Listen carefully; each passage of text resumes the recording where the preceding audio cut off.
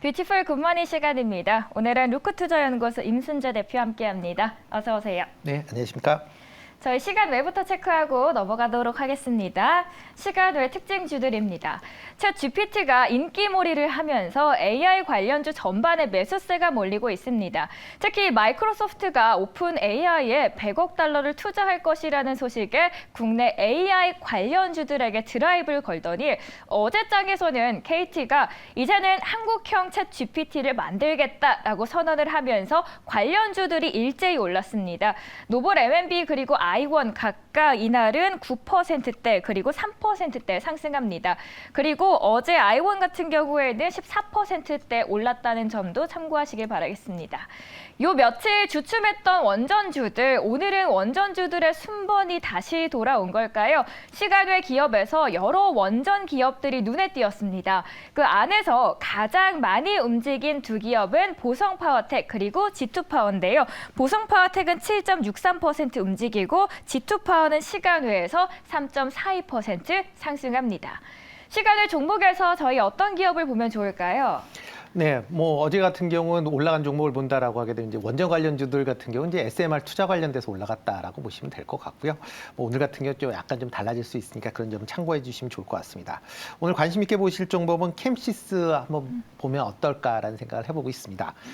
전일 이제 시간 외에서 이제 강한 흐름세를 보인 이유는 이제 복권 사업자로 지금 복권 사업자의 우선 협상 대상자로 선정됐다라는 그런 이제 소식이 어저께 장 끝나고 나서 이제 전해지면서 강한 좀 흐름세를 보였습니다.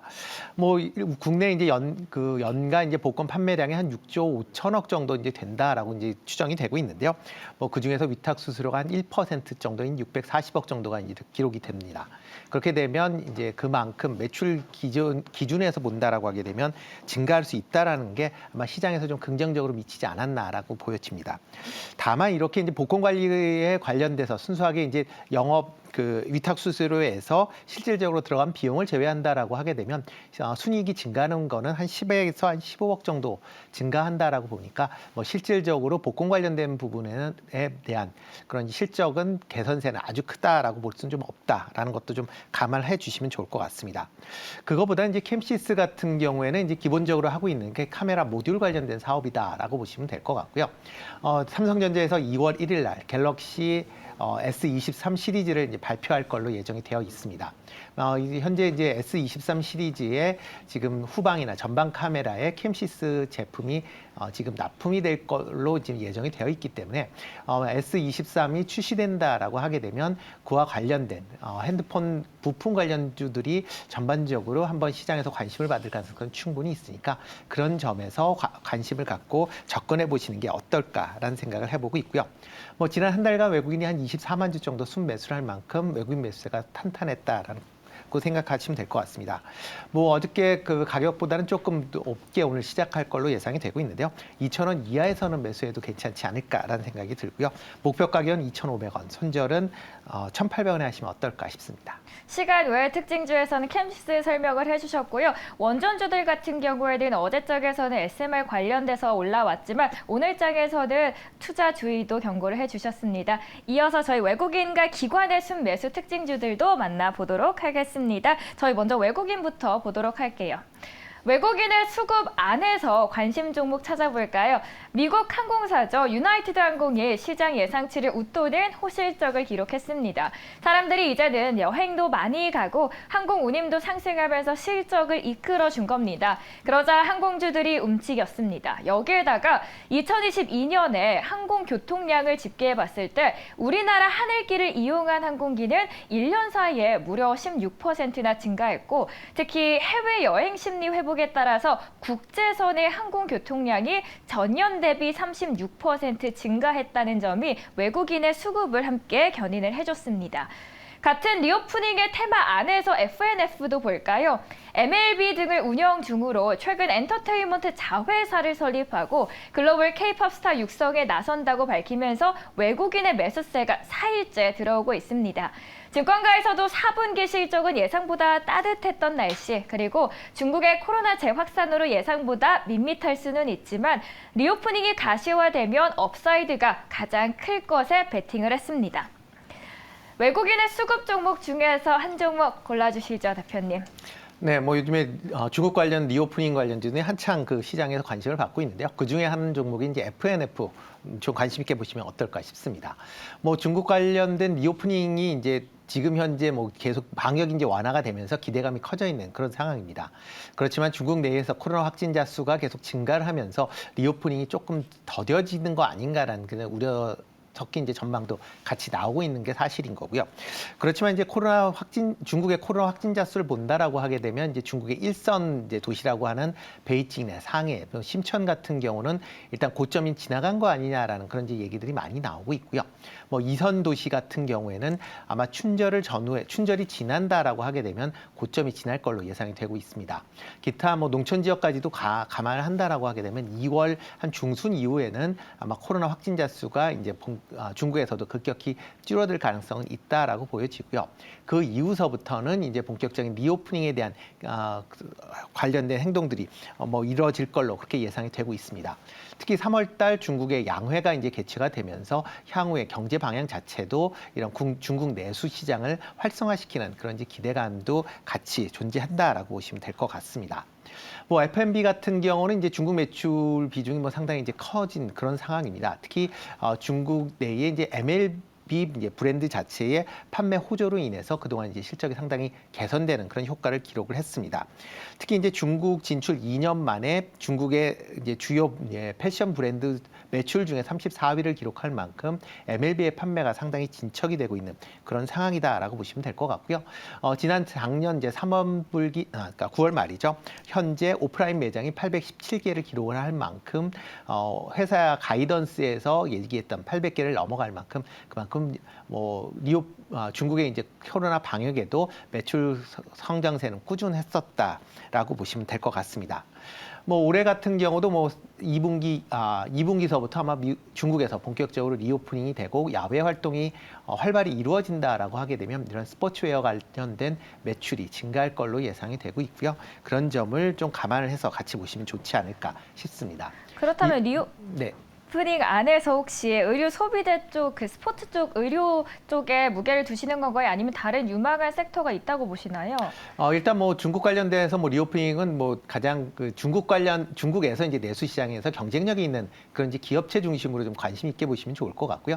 특히 이제 FMF 같은 경우도 이제 경쟁력이 있기 때문에 말씀을 드리는 겁니다. 이에 비해서 화장품 같은 경우는 중국 내에서 경쟁력이 예전반 못하기 때문에 화장품 관련된 업종들은 조금 뭐 리오프닝 관련돼서 올라간다라고 해도 조금 조심하시는 게 맞지 않을까 싶습니다. 자, 그렇다면 리오프닝 안에서도 옥석 가리기가 좀 필요할 것 같습니다. 그 안에서 저희는 외국인의 순매수세를 받은 FNF 설명을 드렸습니다. 이어서는 기관의 순매수 특징주도 만나보도록 하겠습니다. 마찬가지로 리오프닝을 기관도 보고 있습니다. 하나투어는 20일째 러브콜을 받고 있습니다. 그리고 외국인과 동일한 점은 항공주가 올라왔다는 건데요. 진에어는 4일째 매수세를 받고 코스피가 연초 랠리로 숨고르기에 들어간 가운데 설 연휴를 앞두고 여행 수요 증가 기대감에 여행 관련주들이 두드러진 매수세를 받는데요. 여기에다가 외국인의 항공주 공통점을 본다면 둘 다 LCC라는 점도 투자하실 때 참고하시면 좋겠네요. 화승 엔터프라이즈는 11일째 기관이 매수합니다. 작년 하반기죠. 베트남 락다운 영향으로 생산에 차질을 빚었습니다. 그러면서 여파가 올해 상반기까지 이어졌지만 이후 가동률이 정상화되면서 수주량이 크게 증가하고 있다는 점에 주목을 하고 있습니다. 가장 아래에 있는 롯데쇼핑도 보도록 하죠. 올해도 백화점 실적 호조가 이어지고 여기에다가 구조조정 효과까지 나타나면서 전반적인 사업 부문 실적 개선이 이어질 것이다라고 보고 있습니다. 기관은 4일째 순매수합니다. 기관이 수급에 들어온 종목 중에서 눈여겨볼 만한 기업 있으실까요? 네, 오늘은 뭐 다 이제 소비재 관련된 이제 종목을 해왔는데요. 네, 화성 엔터프라이즈 좀 관심 있게 보시면 어떨까 싶습니다. 뭐 금일 미국에서 이제 소매 판매가 부진하면서 이제 전반적으로 소매 업종에 대한 이제 좀 우려감이 이제 커진 것도 사실입니다. 그렇지만 뭐 그만큼 뭐 이런 이제 우려감은 커졌긴 하지만 OEM 관련된 업체들은 여전히 시장에서 좀 관심을 갖고 보시는 게 어떨까 싶습니다. 화성 엔터프라이즈는 이제 주 매출원이 이제 아디다스 그룹입니다. 뭐 대표적으로 아디다스와 리복의 브랜드를 갖고 있는 그런 회사다라고 보시면 될 것 같고요. 뭐 전체 매출의 95%가 아디다스 그룹이다 보니까 아디다스 그룹의 판매 영향에 따라서 주가도 같이 움직이는 그런 모습을 보이고 있습니다. 그렇지만 뭐 아디다스에 대한 이제 매출이 뭐 유럽이나 미국에서 꾸준하게 지금 증가를 하고 있는 그런 모습을 보이고 있기 때문에 화성 엔터프라이즈에 대한 매출 성장세도 이어질 걸로 그렇게 예상이 되고 있고요. 뭐 작년에는 이제 나이키 납품을 하고 있는 어페럴 공장을 인수를 했습니다. 이를 통해서 이제 나이키에도 OEM이나 ODM 상품의 공급이 증가할 걸로 그렇게 예상이 되고 있기 때문에 올해는 그런 바탕으로 실적이 작년보다 더 커질 걸로 기대를 해보고 있다라고 보시면 되겠습니다. 특히 이제 코로나 이제 방역 완화 이후에 이제 본격적으로 야외 활동이 증가한다라고 하게 되면 뭐 운동화나 그다음에 스포츠 관련된 의류의 판매량이 증가할 걸로 예상이 되니까요. 그런 점도 같이 감안해 보시면 어떨까 싶습니다. 뭐 기관이 이제 11일 연속 지금 순매수를 기록을 하면서 66만 주 정도 매수를 할 만큼 기관 매수세가 탄탄하다라는 게 강점이고요. 일단 매수 가격은 뭐 전일 종가 수준보다 약간 하락된 10,000원 이하에서 매수하시면 어떨까 싶고요. 목표 가격은 12,000원, 손절은 9,000원에 하시면 될 것 같습니다. 화성 엔터프라이즈 제시하시준 투자 전략까지 꼭 참고하시면서 투자하시길 바라겠습니다. 이어서 마지막입니다. 사모펀드의 특징주들도 보도록 하겠습니다. 어제 이어서 가장 사모펀드 상위에 삼성전기가 위치해 있습니다. IT 섹터 전반이 반등해도 기업들의 주력 제품마다 실적 개선이 이루어지는 속도가 각각 다른데 삼성전기의 주력인 MLCC 경우에는 전자제품 전반에 투입되기 때문에 제대로 된 흐름을 탈 수 있다는 점에서 매력점을 느끼고 있습니다. 리오프닝 안에서는 항공과 카지노가 있습니다. 일단 오늘 외국인 기관 그리고 사모펀드 안에 모두 항공주가 있다는 포인트는 눈에 띄네요. 다만 사모펀드는 대형 항공사를 매수합니다. 아시아나 항공이고요. 그리고 남산을 떠나서 용산을 가는 GKL은 어제에 이어서 오늘도 함께 이름을 올렸습니다. 사모펀드 기업들 쭉 봤는데요. 그 안에서 어떤 기업을 보면 좋을까요? 네, 그중에서 현대글로비스 한번 보시면 어떨까 싶습니다. 뭐 일단 현대글로비스는 이제 종합 이제 물류회사다라고 보시면 될 것 같고요. 뭐 여러 가지 이제 파트가 있는데 그 중에서 이제 그 완성차에 대한 물류를 담당하고 있는 부분이 있습니다. 일단 4분기 이후 작년 4분기에도 이제 안정적인 수익이 이루어질 걸로 이제 기대를 하고 있는데요. 일단 완성차 업체들의 이제 생산량이 증가하면서 이와 관련된 물동량이 계속 증가하고 있는 그런 상황이다라고 보시면 되겠습니다. 일단 완성차 운송 관련된 이제 운송 단가가 아마 여타 화물에 비해서 상당히 높게 책정이 되어 있기 때문에 그만큼 완성차에 대한 운송이 증가할수록 수익이 좀 커지고 있다라고 보시면 될 것 같고요. 뭐 글로비스가 이제 현대 계열사이기 때문에 현대차, 기아차를 많이 운반할 것이다라고 예상을 하는데 전체 이제 자동차 운송 비중 중에 현대 기아차가 차지하는 비율은 40% 정도에 불과합니다. 나머지는 뭐 BMW나 폭스바겐, 그다음에 벤츠나 포드, GM 같은 이제 글로벌 완성차 업체의 물류를 담당하고 있기 때문에 일단 그 현대차뿐만 아니라 여러 완성차 업체들의 판매량 증가에 따라서 수혜가 기대가 된다라고 보시면 될 것 같고요. 뭐 이뿐만 아니라 이제 자동차가 판매가 증가할수록 CKD라고 하는 이제 현대 기아차의 부품 판매도 같이 증가하는 그런 모습을 보이고 있습니다. 특히 CKD에 대한 이제 매출 비중이 글로비스 전체 매출의 한 절반을 차지할 만큼 큰 비중을 차지하고 있는데요. 그만큼 이제 올해에도 완성차 업체의 특히 현대차의 그 판매 목표가 상향 조정이 되면서 이에 관련된 수혜도 같이 기대해 볼 수 있다라고 보시면 될 것 같습니다.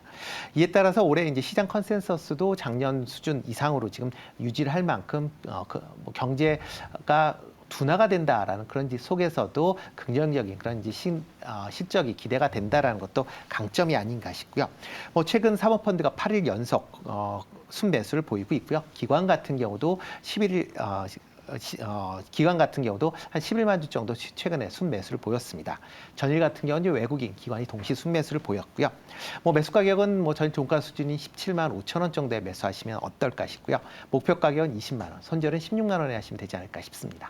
그렇다면 테슬라가 가격을 확 낮추면서 벌어지고 있는 치킨 게임에서는 영향이 좀 제한적이다라고 보시는 건가요? 네, 그렇죠. 뭐 현대 글로비스 입장에서 보면 상대적으로 조금 벗어나 있다라고 보시는 게 더 맞지 않을까 싶습니다. 뭐 직접적으로 뭐 영향을 받는 거는 이제 현대하고 기아의 이제 전기차 부분이다라고 보시면 될 것 같고요. 그렇지만 뭐 전기차가 테슬라가 이제 공격적으로 뭐 가격을 인하한다라고 해도 뭐 테슬라가 생산할 수 있는 생산량이 지금보다 2배, 3배 늘릴 수 있는 건 아니거든요. 어느 정도 판매에 대한 이제 제한이 있다 보니까 뭐 전체 그 전기차 시장의 증가폭만큼의 테슬라의 증가폭은 그보다 적을 거고요. 여타 브랜드의 판매량이 지금보다 더 증가할 거기 때문에 뭐 테슬라의 가격 인하 효과는 일시적에 불과하다라고 생각이 됩니다. 네, 이렇게 현대 글로비스에 대한 전략까지 짚어드렸습니다. 지금까지 뷰티풀 굿모닝 시간 루크투자연구소 임순재 대표와 함께했습니다. 오늘 말씀 고맙습니다. 네, 고맙습니다.